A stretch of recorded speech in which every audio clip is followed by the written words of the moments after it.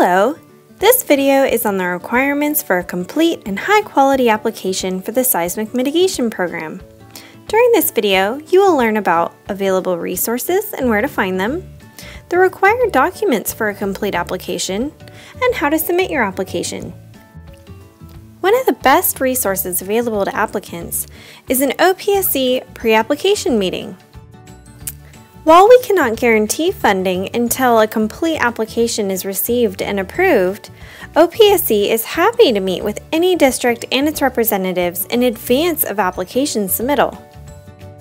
At these meetings, we can go over any questions you may have and give you customized information on the process based on your project and its needs.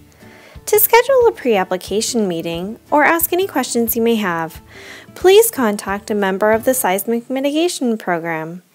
Contact information can be found at www.dgs.gov/OPSC/programs/Seismic Mitigation Program. Before we go through the requirements for a complete application, I would like to first take a minute to talk about conceptual approvals. Conceptual approvals were a way that a district could have select components of their application reviewed and approved by the State Allocation Board before having their DSA plans approved. These approvals did not reserve any funding or a spot in line on a waiting list for funding. For this reason, the approach that we recommend is to submit a full funding application for your project all at once rather than bifurcating it into a conceptual approval and then later submitting a funding application. Keep this in mind anytime you see a requirement for conceptual approvals compared to funding applications. For example, in the DSA PRO 803 or the SMP handbook. Remember that both of these areas are necessary to be fulfilled as part of your application process. And while we're talking about it, the SMP handbook is an excellent resource for applicants because it details all of the documents required for submittal, as well as a lot of other very useful information on the program. The SMP handbook can be found at www.documents.dgs.ca.gov/OPSC/SMP_handbook. Application packages for the Seismic Mitigation Program have a couple of variations based on whether you are repairing or replacing your facility. Documents that are required for a complete application include a cost-benefit analysis, which we will go over more in a minute, a site diagram or A1 drawings for the site, a Career Technical Education Advisory Committee letter, a Form SAB 5004, which is an application for funding form, a DSA reviewed cost estimate, DSA plans and specifications approval letter with the DSA approved plans, drawings, and specifications, and the California Department of Education's plan approval letter for the project.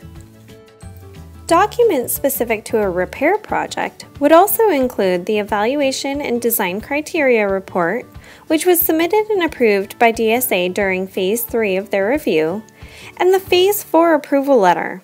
This letter has to be specifically requested from the DSA. It is not automatically provided. This letter will confirm that the work in the plans and the cost estimate is the minimum work required by the DSA to complete the seismic-related work.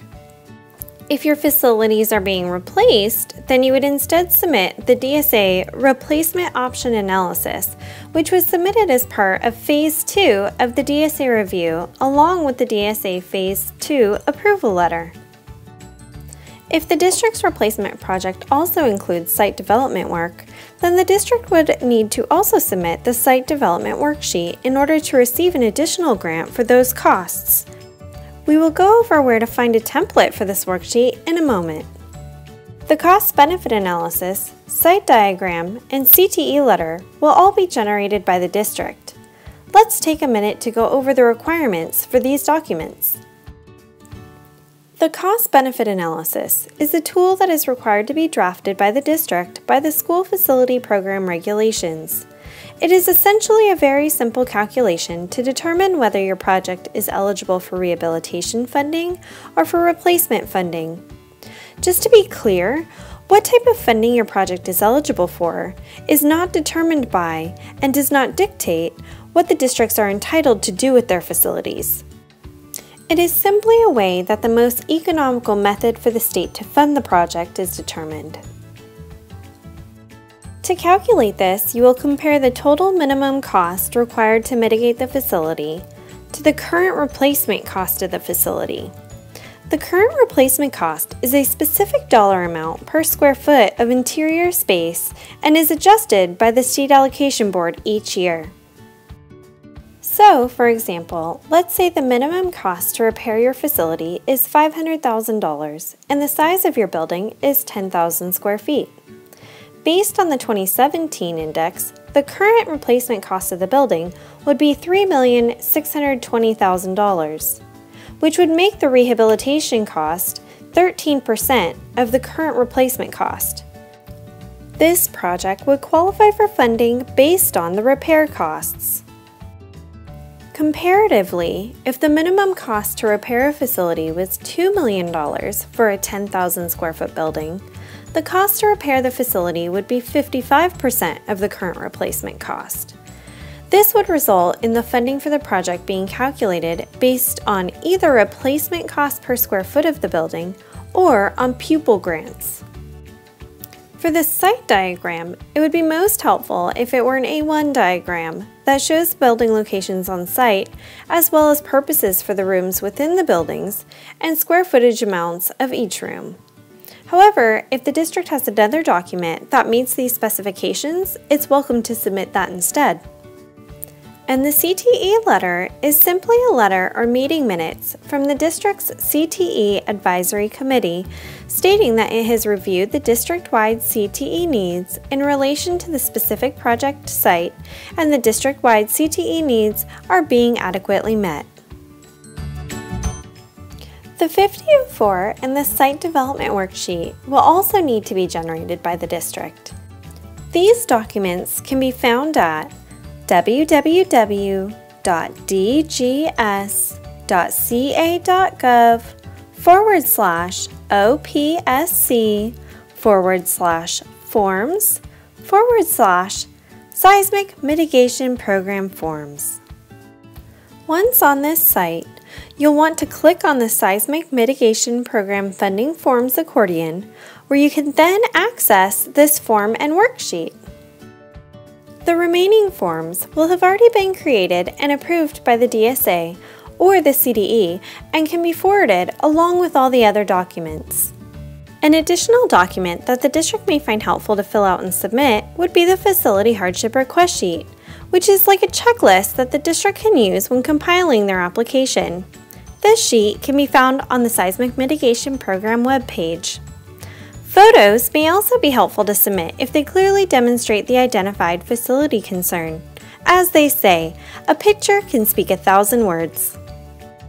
And lastly, if your project is eligible based on a site issue like faulting, liquefaction, or landslide potential, then a geotechnical report with a California Geological Survey letter will also be required.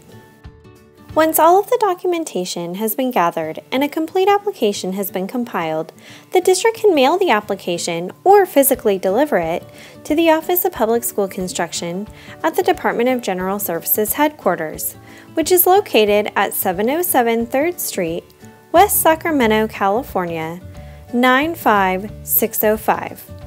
The Office of Public School Construction is located on the 6th floor. Thank you for watching this video on how to submit a complete application for the Seismic Mitigation Program. For more detailed information on the requirements for an application's detailed cost estimate, please watch the next video in this series. Have a great day!